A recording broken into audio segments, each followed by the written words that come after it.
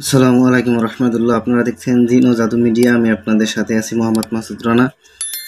তো দাবা জাদু কাটা কিভাবে কাটবেন এবং দাবা জাদুটা আপনার হইলে বুঝবেন কিভাবে, ইনশাল্লাহ এই বিষয়ে বলে দিব।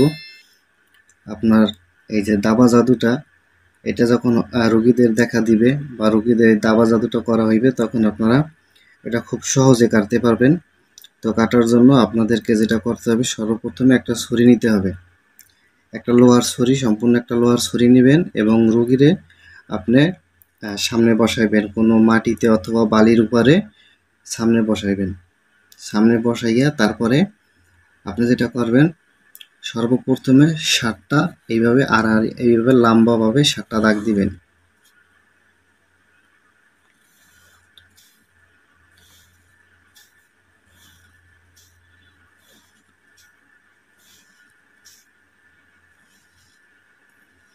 এরকম 7টা দাগ দিবেন লম্বাভাবে। লম্বাভাবে 7টা দাগ দিবেন। আর এখানে হলো যে আপনার ধরেন রোগী এখানে বসা থাকবে, এখানে রোগী বসা থাকবে, ঠিক আছে?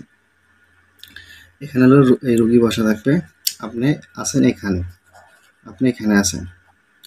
তো এখন আপনি যেটা করবেন, আগে 7টা দাগ এরকম লম্বাভাবে দেওয়ার পরে তারপরে রোগীর সামনে আসে। এখন আপনি যেটা করবেন, সর্বপ্রথমে আপনি দুরূদ শরীফ পড়ে নেবেন 11 বার। তারপরে সূরা ফাতিহা পড়বেন, বিসমিল্লাহ সহকারে সূরা ফাতিহা পড়বেন। ফাতিহা পড়া শেষ, তারপরে এখান থেকে ধইরা আপনি এই মাটির উপরে অথবা বালির উপরে আপনি সোজা টান দিয়া, ক্যামেরা এক হাতে, এর জন্য দাগটা বাঁকা হইতে আছে, আসলে সোজা টান দিয়ে আনতে হবে এইভাবে।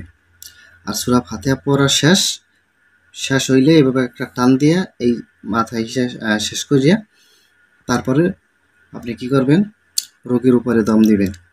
তারপরে আবার একবার সূরা ফাতিহা পড়বেন বিসমিল্লাহ সহকারে। সূরা ফাতিহা পড়ে ফাতিহা পড়া শেষ, আপনি তখন আবার একটা টান দিবেন, এই পর্যন্ত আসবেন। আসার পরে রোগীর উপরে দম দিবেন। এভাবে 7টা আপনার দাগ দিবেন। হ্যাঁ, 7বারে সূরা ফাতিহা পড়বেন, 7বার 7টা টান দিবেন, ওই মাটির উপরে কাটবেন এরকম, আর রোগীর উপরে দম দিবেন 7বার। তো এইভাবে আড়াআড়িভাবে 7টা দাগ দেওয়া শেষ। রোগীর উপরে 7বার সূরা ফাতিহা পড়ে 7বার দম দেওয়া হয়েছে, আর এভাবে মাটিতে কাটা হয়েছে। আমলটা করা লাগবে দিনের মধ্যে 3বার। একদিনে 3বার এই আমলটা করা লাগবে, যেহেতু এটা মারাত্মক একটা জাদু। হ্যাঁ, দাবা জাদু যেটাকে বলা হয়। এটার জন্য রোগীর উপরে আপনার এই আমলটা প্রয়োগ করা লাগবে 3বার। 3বার এই আমলটা আপনার প্রয়োগ করা লাগবে। সেটা হলো যে ফজরের নামাজের পরে এবং জোহরের নামাজের পরে এবং আসরের নামাজের পরে। এইভাবে প্রতিদিন আপনার 3বার করে এইভাবে রোগীরে এইরকম করে কাটতে হইবে। এই দাবা জাদুটা এইভাবে প্রতিদিন কাটতে হইবে 3 বেলা, ফজরে, জোহরে, আসরে, এই 3 টাইম করতে হইবে আপনাকে। এইভাবে 7 দিন পর্যন্ত চালায় যাবেন, তারা এইরকম এই দাবা জাদুটা কাটার জন্য।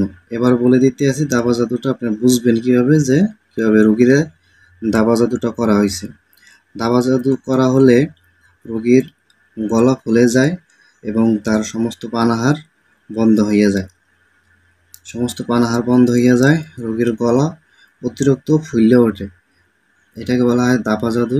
আর যখন কাটবেন তখন প্রতিবার টান দিবেন, আর মনে মনে একটা আপনি এরকম বলতে থাকবেন যে অমুকের দাবা জাদু কেটে খান খান করিলাম, এরকম বলবেন। প্রতিবার টান দিবেন, এটা মনে মনে এটা বলবেন, ঠিক আছে?